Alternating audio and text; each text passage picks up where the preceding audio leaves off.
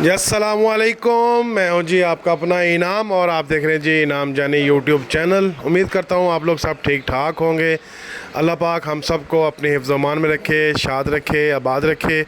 तो जनाब आज तारीख़ होगी जी 8 सितंबर 2025 और दिन हो गया जी सोमवार का।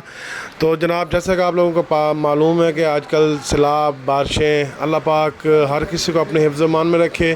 जिन इलाकों में सैलाब है अल्लाह ताला उन पर खुसूसी करम करे, अल्लाह पाक उनकी मुश्किलात हल करे।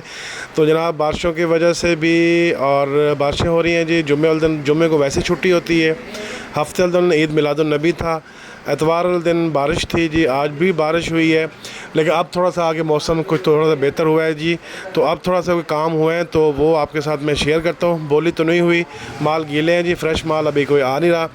तो जी जो बहावलपुर गला मंडी में काम हुआ है वो कम से कम रेट जो रहा है जी बहावलपुर गला मंडी में वो तकरीबन 6500 रुपये, और जो ज़्यादा से ज़्यादा काम हुआ है जी वो 7200 रुपये तक काम हुआ है जी आज गला मंडी बहावलपुर में।